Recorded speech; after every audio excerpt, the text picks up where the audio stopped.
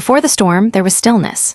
Europe in the early 14th century was a land of bustling trade, rising cities, devout faith, and deep-rooted traditions. Kingdoms quarreled and alliances shifted, but daily life trudged on with a rhythm that felt eternal. The fields of France and England waved with golden grain, merchants in Venice whispered deals behind closed doors, and cathedrals soared higher with each passing decade, testaments to mankind's devotion to God and ambition alike. But beneath the surface of prosperity, cracks had begun to show. The population had swelled dramatically over the past century. Cities were growing too quickly, bursting at the seams without adequate planning. Streets were narrow, filthy, and overrun with the refuse of daily life. Human and animal waste, rotting food, and stagnant water choked the alleys. Sewage systems were virtually non-existent. Rats were everywhere, but no one noticed them. They had always been there. Meanwhile, in the east, something terrible had begun to stir. It started, as many dark tales do, with silence. In the vast steppes of Central Asia, reports of sudden, inexplicable death began to circulate. Entire villages lay motionless, their inhabitants felled by some unseen hand. The bodies turned black with strange buboes, grotesque swellings in the neck, armpits, and groin. The afflicted died quickly, often within days, sometimes within hours. There was no cure, no explanation, and soon no survivors. Merchants along the Silk Road began to whisper of this affliction, this curse. But trade had to continue. From China to Persia, from Constantinople to Venice, the caravans moved forward, carrying not just silks, spices, and exotic treasures, but death hidden in their wagons, in their crates, and clinging to the fur of stowaway rats. By 1346, the Mongol army laid siege to the city of Kaffa, a Genoese trading post on the Crimean Peninsula. What happened next would echo through history like the toll of a funeral bell. Plague erupted among the besieging troops. In desperation, they began hurling infected corpses over the city walls, a grotesque act of early biological warfare. The terrified Genoese fled by ship, escaping the siege, but not the disease. They carried it west, across the Black Sea and into the heart of Europe. And so, the darkness arrived, not with an army but in silence.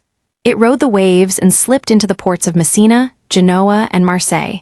It crept into the narrow alleyways of every city it touched. By the time people realized something was wrong, it was far too late. In the span of just a few short years, nearly half of Europe would perish.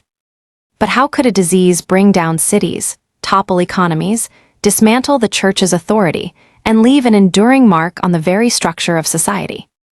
Understand that we must follow its path through blood-soaked streets, desperate prayers, and mass graves to witness not just a pandemic, but a cataclysm that forever changed the world. October 1347.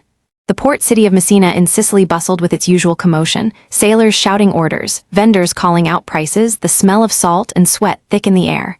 Then, on the horizon, sails appeared. A Genoese fleet limped into the harbor.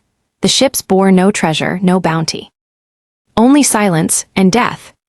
The people who boarded the vessels found horrors beyond imagining. Sailors lay dead or dying. Their bodies were twisted in agony, their skin marked with ominous black blotches. Some still moaned weakly, swollen with boils that oozed pus and blood. Rats poured from the ships, rats carrying fleas, and fleas carrying the bacterium Yersinia pestis. The city panicked, but it was already too late. The disease spread like wildfire. From Messina, it moved swiftly to Genoa and Marseille, then up through France, Spain, and into the heart of Europe. The ports became death's gateways. Trade routes turned into veins through which the plague pulsed with grim vitality. At first, people didn't understand. Was it the work of angry gods, a curse? Poisoned wells, the Jews, punishment for sin? Theories abounded, but the result was the same: death, swift and indiscriminate. Victims began with a fever, chills, and vomiting. Then came the buboes, painful, swollen lymph nodes. Some survived, but many did not. The most terrifying form, pneumonic plague, spread by breath itself, decimated entire families before they could even cry out. The cries of mourners became the dominant sound in cities across Europe. Bells tolled not for worship, but for the dead. Priests stumbled from home to home to administer last rites, themselves often falling ill. Streets once filled with life now ran with the shuffle of carts hauling corpses. And this was just the beginning.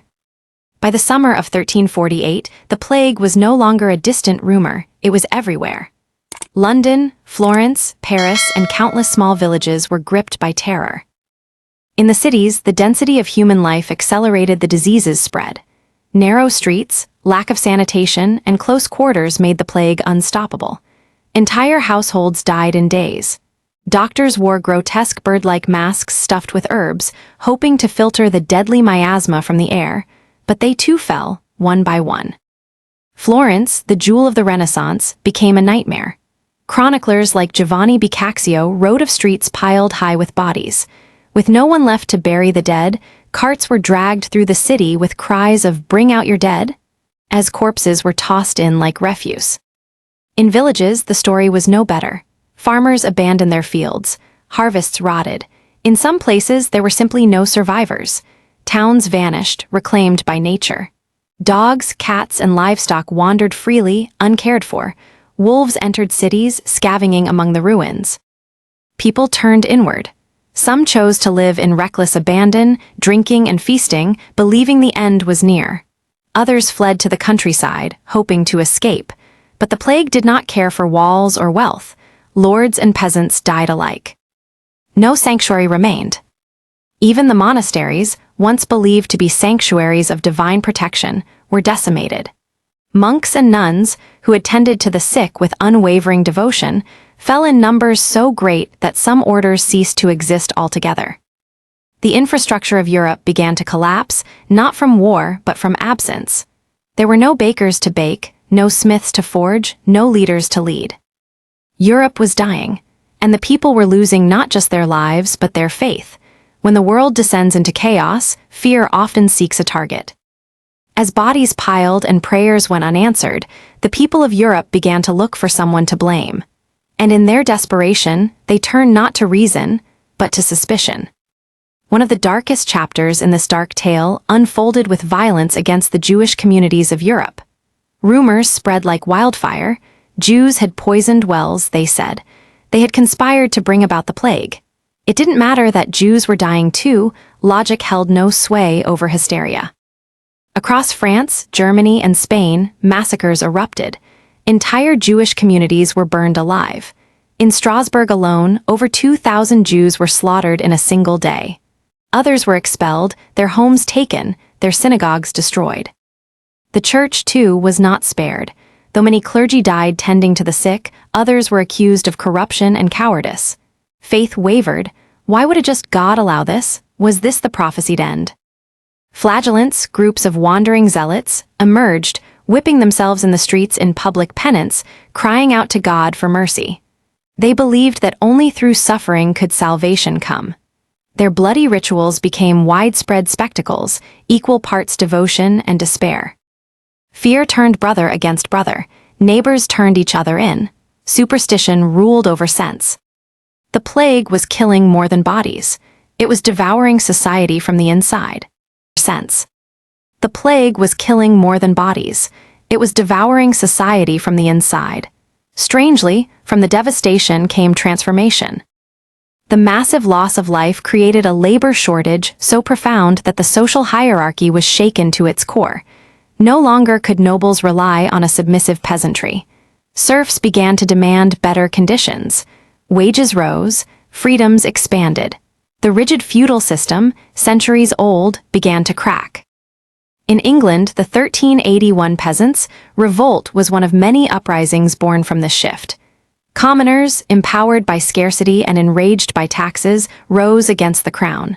Though suppressed, it signaled a powerful change. The people now had a voice. The church, too, faced scrutiny. So many clergy had died or fled that their moral authority weakened. New religious movements, questioning traditional doctrine, began to arise. Seeds of the Protestant Reformation, centuries later, can be traced to this spiritual disillusionment. And in art and literature, a darker, more introspective tone emerged. Writers like Chaucer, Petrarch, and Boccaccio chronicled the human condition not as divine perfection, but as fragile, flawed, and fleeting. Science and medicine began to inch forward. Though still rudimentary, the failure of medieval medicine forced scholars to look beyond superstition. The groundwork for modern scientific inquiry had begun. Out of the ashes of the plague, a new Europe was emerging, wiser, warier, and undeniably changed. The Black Death never truly left. Though the initial wave subsided by the early 1350s, the plague returned in cycles for centuries. Outbreaks flared in 1361, 1369, 1375, and beyond. The Great Plague of London in 1665 was one of its last major visits. But the memory lingered. Europe lived with the specter of the plague hanging overhead. People adapted. Quarantines became formal policy, first implemented in Venice, where ships were required to wait 40 days, a quaranta, before disembarking. The very concept of quarantine was born of the Black Death. Architecture changed, city planning improved, and public health, rudimentary though it was, became a concern. Hospitals grew in number, and isolation became a weapon against contagion. And in culture, the plague's shadow stretched long.